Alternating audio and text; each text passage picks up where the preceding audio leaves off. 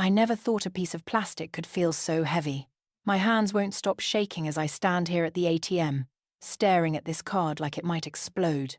It's old, really old, with scratches across the silver surface and my father's name embossed in gold letters that have been rubbed smooth over the years. Thomas Hartley. Even his name feels like a stranger's now. It's been 13 years since he died, and I've carried this card with me through everything. Through my wedding, through 10 years of marriage, through my divorce 3 months ago. I've moved it from wallet to drawer to shoebox, always keeping it close but never, ever using it. Because of what he said, I can still hear his voice, rough and urgent, nothing like his usual calm tone. It was 2 days before my wedding to Leonard, and Dad pulled me aside in the kitchen while Mum was upstairs. He pressed this card into my palm and closed my fingers around it. "Livy," he said, and his eyes were so serious it scared me. "Promise me something. No matter what happens, no matter how desperate things get, never use this card. Do you understand? Never." I was 19, and stupid, and in love, and I thought he was being dramatic. "Okay, Dad," I said, rolling my eyes. "Is this like a trust fund or something? Just promise me." "I promise." He died in a car accident 3 days later, the day after my wedding. I never got to ask him what he meant. Now I'm 32, standing in front of a Bank of America ATM at 7 in the evening, breaking that promise because I don't have any other choice. My stomach twists as I flip the card over in my fingers. There's no bank name on it, no customer service number, nothing except a magnetic strip on the back and those worn gold letters. I don't even know if it'll work. For all I know, the account was closed years ago, or there's nothing in it, or it was just some weird memento Dad wanted me to have. But I'm 3 days away from eviction, and my electricity is getting shut off tomorrow, and I just spent my last $17 on ramen and eggs. I have to try. The ATM screen glows blue in the growing darkness. A couple walks past me on the sidewalk, laughing about something, and I wait until they're gone before I slide the card into the slot. My heart hammers so hard I can feel it in my throat. The machine takes the card with a soft whir. "Please enter your PIN." I close my eyes. Dad never told me a PIN, but he used the same 4 numbers for everything Mum's birthday. I punch in 0724 and hold my breath. The machine goes quiet for so long I think it's frozen. Then the screen changes. "Welcome, Thomas Hartley." Oh my God, it worked. The account is real. My hands are shaking worse now as I select check balance. Maybe there's a few $1,000s in there. Maybe 10,000, if I'm lucky. Enough to pay rent and keep the lights on while I figure out my next move. Enough to prove to Leonard that I can survive without him. 3 days ago, he called me just to gloat. His voice was full of that familiar smugness that used to make me feel small. "Hey Liv, just wanted you to know Amber's pregnant. We're having a boy. Just bought a lake house too. Crazy, right? How fast life can change when you're with the right person." I should have hung up. I didn't. "We're really happy," he continued. "I mean, I know things are probably hard for you right now, but I told you you'd never survive without me. You're proving me right, aren't you?" I hung up then, sat on my ratty second-hand couch in my tiny apartment and cried until I couldn't breathe. Because he was right, I was barely surviving. The bookstore where I work part-time pays $9 an hour. My car broke down last month and I can't afford to fix it. I eat 1 meal a day and tell myself it's a diet. I called my sister Claire yesterday, desperate, but she started crying before I even finished asking. Her husband just lost his job. She's got 2 kids and a mortgage. I have no one. That night, I pulled out the shoebox from under my bed. It's where I keep the few things I have left of Dad, some photos, his watch, a birthday card he gave me when I turned 18. And the card, this card, I held it up to the light and thought about his warning. But then I thought about Leonard's voice, dripping with satisfaction. "You'd never survive without me." The ATM screen changes, and I lean forward to read the balance. I blink, read it again. That can't be right. The number has too many digits. Way too many. I count them twice, 3 times, my brain refusing to process what I'm seeing. It's not thousands. It's not even hundreds of thousands. My knees feel weak. Before I can decide what to do, The ATM makes a sound I've never heard before, a sharp beep, then a series of clicks. The screen flickers, then it goes completely black except for 3 words in white text. Please wait. Processing. What? I whisper. I press the cancel button. Nothing happens. I press it again, harder. The screen stays black. A sick feeling spreads through my chest. Something is wrong. This isn't normal. I yank on the card, but it won't come out. The machine has locked it inside. No, no, no, I mutter, pulling harder. People are going to think I'm trying to break into the ATM. I glance around, but the parking lot is empty, except for a few scattered cars. I'm about to call the bank's emergency number when I hear it. Sirens. My head snaps up. 2 police cars are turning into the parking lot, their lights flashing red and blue across the pavement. They're coming fast, and they're coming toward me. My heart stops. No, this doesn't make sense. I didn't do anything wrong. It's my father's account. I'm his daughter. I have every right to access it, don't I? But the police cars screech to a stop 20 feet away, and suddenly there are officers getting out, and one of them has his hand on his belt, near his gun, and I can't breathe. Ma'am, step away from the machine, one of them calls out. I step back, hands up, the way you see people do in movies. I didn't do anything. This is my dad's account. I was just checking the balance. What's your name? Olivia. Olivia Brennan. Well, it used to be Hartley, but I got divorced and... Stay right there. They approach slowly, like I'm dangerous. One officer goes straight to the ATM and looks at the screen. His face changes. He picks up his radio and says something I can't hear. More cars are arriving now. Not police this time, regular sedans. People in suits get out and walk toward the bank entrance. One of them, an older man with grey hair and a name tag that says M.R. R. Cole, stops and stares at me with an expression I can't read. Is that fear? I need someone to explain what's happening, I say, and I hate how my voice shakes. Please. I didn't do anything wrong. Mr. Cole doesn't answer. He just pulls out his phone with hands that are visibly trembling, dials a number, and turns away from me. I catch pieces of his conversation. Yes, she's here. Use the card. I saw the account. Dear God, I need you to send them now. No, you don't understand. It's been 13 years. She's actually here. He hangs up and looks at me again. And this time, I'm sure of it. He's afraid. Not of me. For me. Miss Hartley, he says quietly. I think you should come inside. The bank feels wrong after hours. All the lights are on, but there are no customers, no tellers counting money, no normal sounds of business. Just me, Mr. Cole, 2 police officers, and the echo of our footsteps on the marble floor. They lead me past the rows of empty desks to a small room in the back. It has a table, 4 chairs, and nothing else. No windows. The kind of room where they probably tell people their loan applications got denied. Sit down, please, Mr. Cole says. His voice is gentle, but his hands are still shaking. I sit. One of the officers stands by the door.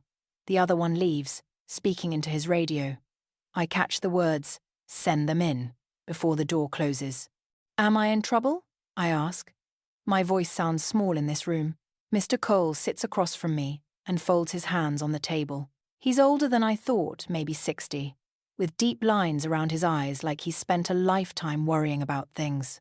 That depends, he says carefully. Can you tell me where you got that card? It was my father's, Thomas Hartley. He died 13 years ago, and he gave it to you? Yes, right before my wedding. He told me never to use it, but my throat tightens. I needed to. I'm about to lose my apartment, and I have no money. And I thought maybe there was something in the account that could help me. Mr. Cole nods slowly, like he's processing this. Did your father tell you anything else about the account? What it was for? Where the money came from? I shake my head. He just said never to use it. That's all. He died before I could ask him anything else. And you've never accessed it before today? Never. I kept the card, but I never even knew if it would work. I didn't know the PIN until I tried my mum's birthday, and it worked. Mr. Cole leans back in his chair and closes his eyes for a moment. When he opens them again, he looks tired. Miss Hartley, I've worked at this bank for 33 years. In all that time, I've never seen an account like your father's. It was flagged the day it was opened. Special protocols, instructions that if anyone ever tried to access it, we were to immediately contact certain authorities. My stomach drops. What authorities? Before he can answer, the door opens. 2 people walk in, and I know immediately they're not regular police.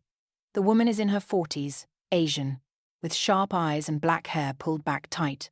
She's wearing a grey suit and carrying a worn leather folder. The man is older, white, with a thick moustache and the kind of face that's seen too much. They both have badges clipped to their belts. Miss Hartley, the woman says, extending her hand. I'm Detective Patricia Wong. This is my partner, Detective James Rutherford.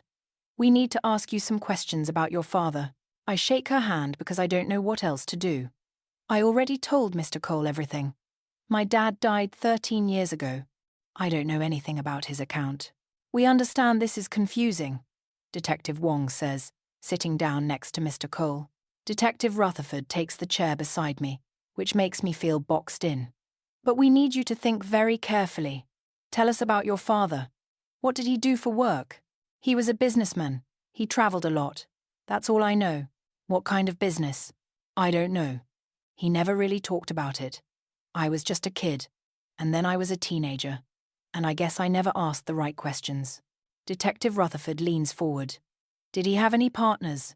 Associates? People he met with regularly? I don't remember anyone specific. There were business trips, phone calls. Sometimes people came to the house, but they'd talk in his office with the door closed. Do you remember any names? I rack my brain, but everything from back then feels blurry. I was so wrapped up in high school, then college, then Leonard. No, I'm sorry. I don't remember. Detective Wong and Detective Rutherford exchange a look. It's the kind of look that means they're having a whole conversation I'm not part of. What about your mother? Wong asks. Is she still alive? She died 6 years ago. Cancer. Did she ever talk about your father's work? No. She always said it was complicated and boring. She told me to focus on school and not worry about adult things. I'm getting frustrated now. Can someone please tell me what's going on? Why are detectives asking me about my dad? What did he do? Detective Wong opens her leather folder and pulls out a piece of paper. We need you to provide identification. Driver's license, birth certificate if you have it, anything that proves you're Thomas Hartley's daughter. My hands fumble with my purse. I pull out my wallet and hand over my license. It says Brennan now. That's my married name. But my maiden name was Hartley. Do you have your birth certificate? Not with me. It's at my apartment. We'll need to see it. And your father's death certificate as well. Why? What is this about? Detective Rutherford speaks for the first time, his voice gruff. Ma'am, that account you tried to access has been frozen and monitored for 13 years. The moment you used that card, it triggered alerts in multiple government agencies. We need to verify your identity and your relationship to Thomas Hartley before we can proceed. Government agencies? My voice goes up. What government agencies? Was my dad doing something illegal? No one answers. The silence stretches out, and I feel something cold settle in my chest. All those business trips, the closed-door meetings, the way Dad sometimes seemed nervous, looking over his shoulder, the way he made me promise never to use the card, like he was afraid of what would happen if I did. Oh my God, I whisper. Was he a criminal? We can't discuss that right now, Detective Wong says, but her voice is softer. But I promise you, once we verify your identity, we'll explain everything. The door opens again, and more people file in. A woman in an FBI jacket.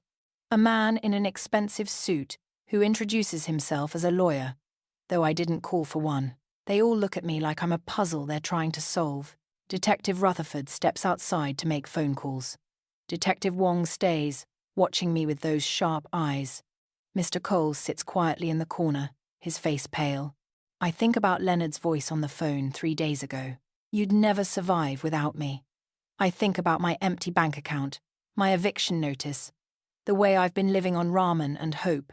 I think about how I finally broke down and used the one thing my father told me never to touch. And now I'm sitting in a locked room with detectives and FBI agents. And no one will tell me why. Detective Wong's phone buzzes. She looks at the screen, then at me. Miss Hartley, we've confirmed your identity through our database. Your father's records are being pulled now. But before we continue, I need to ask you something very important. She reaches into her folder and pulls out an old photograph. It's faded, the colors yellowed with age. She slides it across the table. I pick it up with trembling fingers. It shows my father, much younger, maybe 30 years old. He's standing in front of a building I don't recognize, wearing a suit I've never seen. There are 2 other men with him. One is older, with grey hair and glasses. The other is younger, dark-haired, with a cold smile. Do you know who these men are? Detective Wong asks. I stare at the photo, but the faces mean nothing to me. No, I've never seen them before. Detective Wong leans forward, her finger tapping the photograph. The man on the left died 10 years ago. The man on the right has been looking for you for 13 years. The photograph burns in my hand like it's on fire. I stare at the man with the cold smile, trying to find something familiar in his face. But there's nothing. Just a stranger standing next to my father in a picture I've never seen. Who is he? I ask. Detective Wong takes the photo back and studies it like she's memorizing every detail. His name is Vincent Caruso. Does that mean anything to you? I shake my head. Nothing. Should it? Your father never mentioned him? Never talked about anyone named Vincent? No. I told you my dad didn't talk about his work. Detective Rutherford comes back into the room carrying a thick file folder. He drops it on the table with a heavy thud that makes me jump. The folder is old, the edges worn, and there's a red stamp across the front that says, Classified. Miss Hartley, Detective Wong says, and her voice changes. It's not just professional anymore, there's something almost gentle in it, like she's about to tell me someone died. What I'm about to explain to you is going to change everything you thought you knew about your father. Are you ready for that? My throat is too tight to speak, so I just nod. She opens the folder and pulls out a document. 20 years ago, your father wasn't just a businessman. He was a key witness in one of the largest federal cases involving corporate fraud and money laundering this country has ever seen. He worked for a company called Meridian Holdings. On the surface, they were a legitimate investment firm, but they were actually moving money for criminal organizations, drug cartels, human trafficking rings, weapons dealers, billions of dollars. I can't breathe. No, that's not my dad wouldn't. Your father wasn't part of the criminal operation, Detective Wong says quickly. He was an accountant. He discovered what was happening and went to the FBI. He became a whistleblower, Miss Hartley. He testified against very powerful, very dangerous people.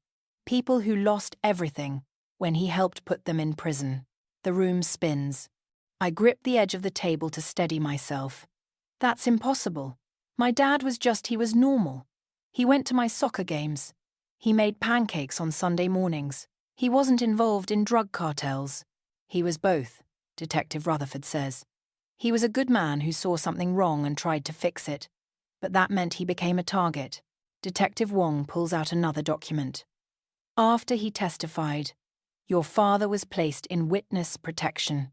The government gave him a new identity, relocated him, and set up a trust fund as compensation for his cooperation and for the danger he faced. That account you access today, that's the trust fund. It's been frozen and monitored for 13 years because of what happened to your father. What do you mean, what happened to him? The detectives exchange another look. Your father died in a car accident, Detective Wong says slowly. His vehicle went off a bridge late at night. The official report said he lost control, that it was a tragic accident. But there were always questions, things that didn't add up. The investigation was closed, but some of us never believed it was really an accident. My hands are shaking so hard I have to put them in my lap. You think someone killed him. We think it's possible. Vincent Caruso, the man in the photograph, was your father's supervisor at Meridian Holdings. He went to prison for 15 years based on your father's testimony. He was released 4 years ago, and he's been looking for two things ever since: the money your father helped the government seize, and any additional evidence your father might have kept as insurance. But my dad is dead. What does that have to do with me? Because you're his heir, Detective Rutherford says. That account isn't just money. There are documents in a safety deposit box connected to the account. Files your father kept as protection in case anything happened to him. Information that could still destroy people who are currently walking free. I think I'm going to be sick. My whole childhood was a lie. Every business trip, every closed-door meeting. Every time my dad looked over his shoulder, he wasn't being paranoid. He was being hunted. Those business trips, I whisper. He wasn't traveling for work. He was meeting with federal agents. Yes, Detective Wong confirms. And the reason he was so protective of you was because he knew what he'd done. He knew the risk. That's why he gave you that card with such a strong warning. He hoped you'd never need to use it. But if you did, he wanted to make sure the right people would be notified. I remember my wedding day. Dad pulled me aside one last time, right before I walked down the aisle. He looked like he wanted to say something important, but I was rushing, annoyed that he was making me late. "Livy, are you sure about this?" he'd asked, nodding toward the church where Leonard was waiting. "Are you absolutely sure he's the right person?" I'd laughed. "Dad, we've been planning this for a year, yes, I'm sure." He'd looked so sad. "Just promise me you'll always trust your instincts. If something feels wrong, don't ignore it." Then he hugged me tight, tighter than normal, and whispered, "I love you. No matter what happens. Remember that." He died the next day. I never understood why he tried to talk me out of marrying Leonard. I thought he was just being an overprotective father. But now I wonder if he knew something. If he was trying to warn me. "Miss Hartley," Detective Wong says, pulling me back to the present. "I need to ask you something, and I need you to think very carefully before you answer. Did Leonard, your ex-husband, ever ask about your father? About money, accounts, anything your father might have left behind?" The question hits me like cold water. I open my mouth to say no, but then I remember. It was 3 months into our marriage. We'd just moved into our first apartment together. I was unpacking boxes when Leonard found the card at the bottom of my jewelry box. He held it up, curious. "What's this?" "Just an old bank card from my dad," I'd said, taking it from him. "It doesn't work anymore. Did you try it?" "No. It's just something I kept to remember him by." Leonard had smiled, but something in his eyes made me uncomfortable. "Your dad must have had some money saved up, right? For you? Did he leave you anything?" "Just some photos and personal stuff. Nothing valuable." But Leonard kept asking. Every few months, he'd bring it up casually. "Did your dad have life insurance? Any investments? Secret accounts?" He made it sound like a joke, like he was just curious, but he asked so many times. And then, about 5 years into our marriage, Leonard started handling all our finances. He said it was easier that way, that I didn't need to worry about bills and budgets. He took over everything, made me feel stupid when I asked questions about money, made me feel like I was incapable of managing anything on my own. He kept me poor on purpose. I look up at Detective Wong, and my voice comes out as a whisper.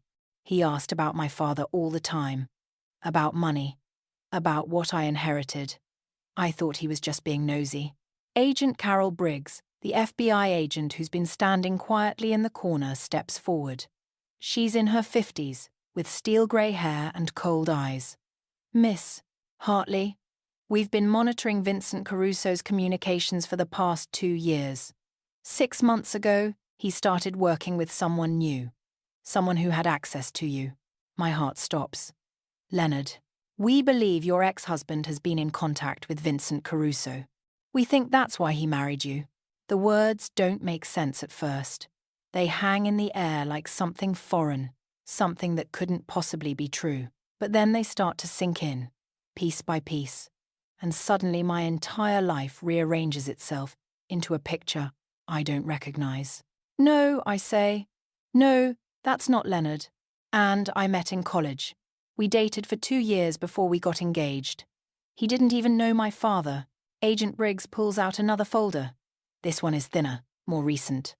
She opens it and spreads several photographs across the table. They're surveillance photos, grainy and taken from a distance. In one of them, Leonard is sitting in a coffee shop with a man I don't recognize. In another, he's getting into a car with the same man. The dates are stamped in the corner, some from last year, some from just 3 months ago. This is Vincent Caruso's nephew, Anthony, Agent Briggs says, tapping one of the photos. He's been meeting with your ex-husband regularly for the past 18 months. I stare at the pictures. That's definitely Leonard, his profile, his jacket, the way he holds his coffee cup. Why would Leonard be meeting with him? Because Vincent Caruso has been watching you for years, Detective Wong says. He lost everything when your father testified. His money, his career, his reputation. He went to prison and his entire organization collapsed. When he got out 4 years ago, he became obsessed with finding whatever evidence your father kept hidden. He knew Thomas had a daughter, but you'd changed your name when you got married. You moved. You became harder to track. But Leonard found you, Detective Rutherford adds. Or rather, he was already with you. Agent Briggs pulls out more documents, phone records, bank statements, emails. We've been building a case against Vincent Caruso for conspiracy and attempted fraud. In the process, we discovered communications between his nephew Anthony and someone we later identified as Leonard Brennan. They've been planning this for years, Miss Hartley. The divorce wasn't Leonard getting tired of you. It was strategy. My head is spinning. I think about the divorce, how sudden it felt. Leonard came home one day and just said he was done, that he'd met someone else, someone better, that I was holding him back. I'd been devastated, but also confused because things hadn't seemed that bad. We'd just had dinner with friends the week before. We'd talked about maybe getting a dog. He wanted you desperate, Detective Wong says softly. He spent 10 years making you feel small and incapable. He controlled all the money, made you depend on him completely. Then he left you with nothing, knowing that eventually you'd have no choice but to access your father's account. When you did, it would trigger the alerts, and they'd finally know exactly where the account was and how to access it. I feel like I'm going to throw up. Our entire marriage was fake. We don't know when Leonard was approached. Agent Briggs admits.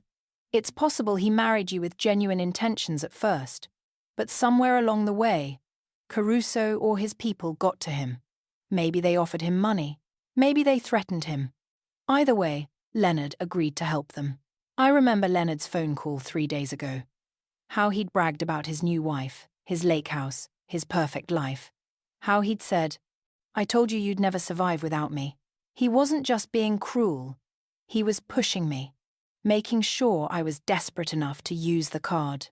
The account, I say suddenly. What's actually in it? You said it's not just money. Detective Wong nods.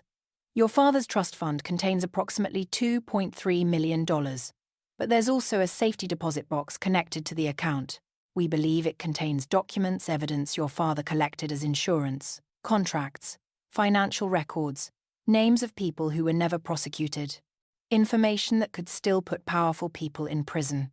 That's what they really want, Detective Rutherford says. Not the money, the documents, evidence that could destroy them. I think about my father, young and scared, collecting all this information to protect himself, protecting me, even though I didn't know I needed it. And I'd kept his card all these years, never understanding what I was carrying. What happens now? I ask. Now we need your help, Agent Briggs says. We have enough to arrest Anthony Caruso and possibly charge Leonard as an accessory to conspiracy.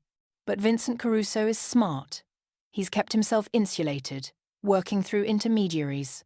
Unless we can catch him in the act, actually attempting to access the account or the safety deposit box, he walks free. You want to use me as bait. We want to give you the option, Detective Wong corrects. You don't have to do anything. We can protect you, relocate you if necessary. But if you're willing to help us, we might be able to finish what your father started. I look around the room at all these people, detectives, FBI agents, lawyers, the banker who's been sitting quietly through all of this. They're all watching me, waiting for my answer. 10 years. 10 years of Leonard making me feel worthless, making me believe I couldn't function without him. breaking me down piece by piece until I was too scared to even try to leave. And all of it was a lie. A manipulation. A long game to get to my father's secrets. What would I have to do? I ask. Agent Briggs leans forward. Leonard has already reached out to you once today, hasn't he?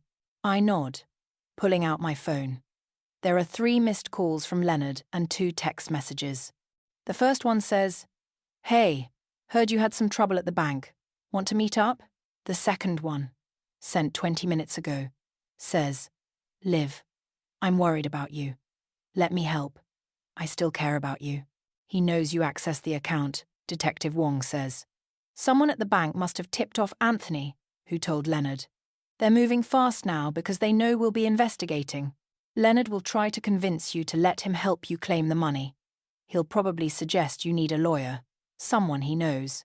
That person will actually be working for Caruso. And if I agree to meet him, we wire you, Agent Briggs says. You meet in a public place. You let Leonard talk, let him explain his plan, introduce you to his people. The more he reveals, the stronger our case becomes. We'll have agents nearby the entire time. You'll be completely safe. Will Leonard go to prison? If he incriminates himself on tape, yes.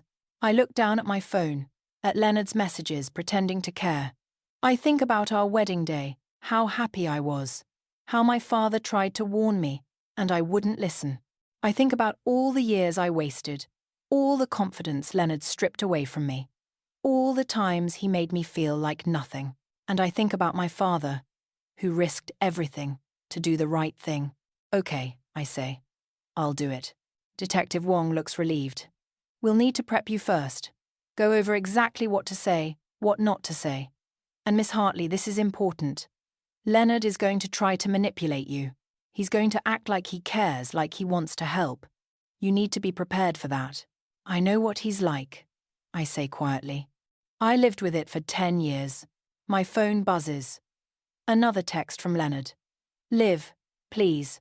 I know I wasn't always good to you, but I want to make things right. Let me help you with this. You deserve that money. Meet me tomorrow. Coffee shop on Main Street.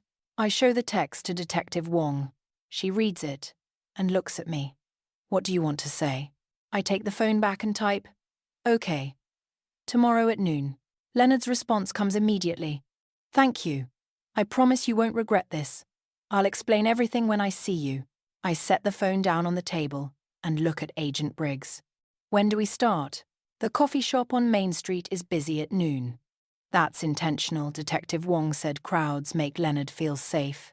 I sit at a corner table, a tiny microphone taped between my skin and my bra, and try to look like someone who doesn't have 5 undercover agents watching her every move.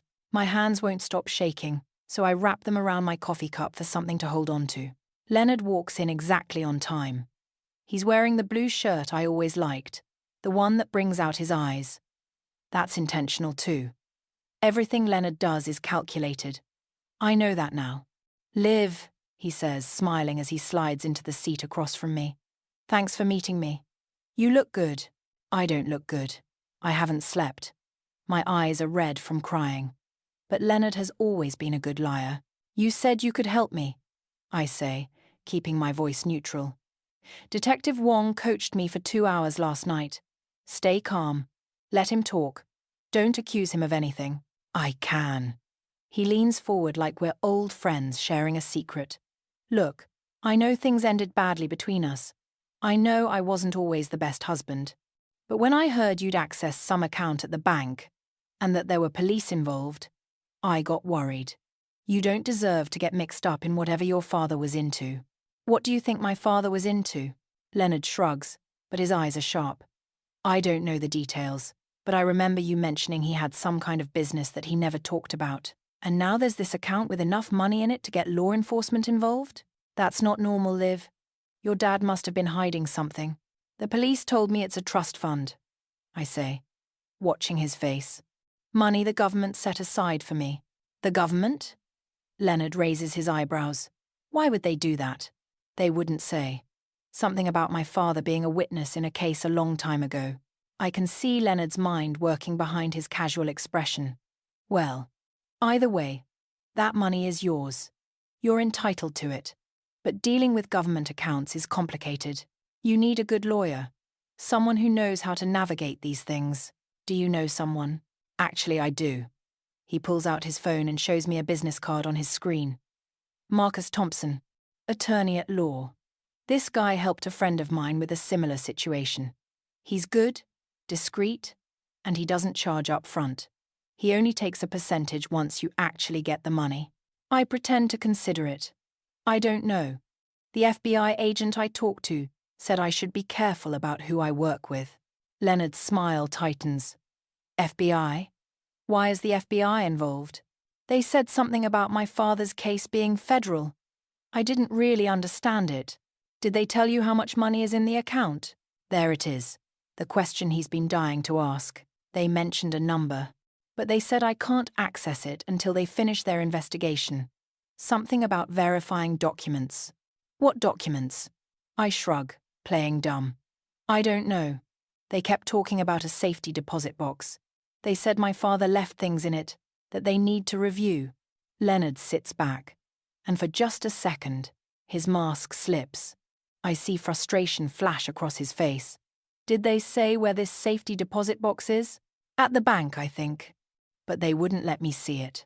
That's not right. Leonard's voice takes on that familiar tone, the one where he's about to explain why I'm being taken advantage of. Liv, they can't keep you from your own inheritance. This is exactly why you need a lawyer.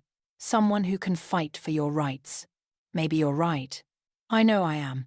Look, let me set up a meeting with Marcus. He can come with us to the bank, make sure you're getting what you deserve. I'll even come along for moral support if you want. He reaches across the table and puts his hand over mine. His touch used to make me feel safe. Now it makes my skin crawl. I want to help you, Liv. I know I screwed up our marriage. I know I said terrible things.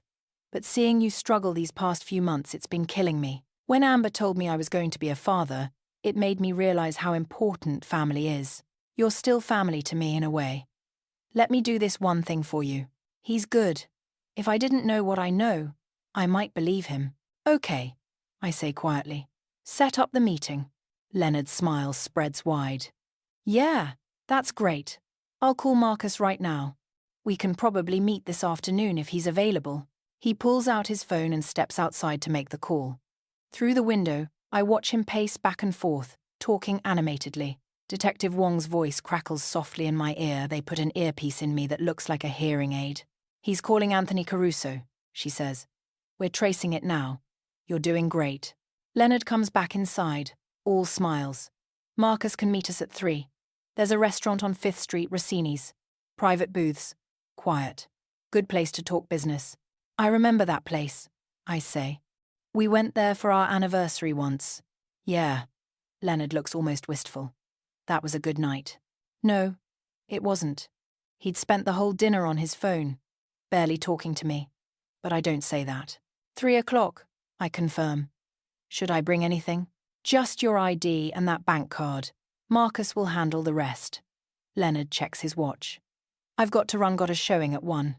But I'll see you later, okay? He squeezes my shoulder as he leaves, and I have to fight not to flinch away. As soon as he's gone, 2 people I don't recognize slide into nearby tables. My protection detail. Detective Wong appears a moment later, dressed like a regular customer, and sits across from me. He took the bait, she says quietly.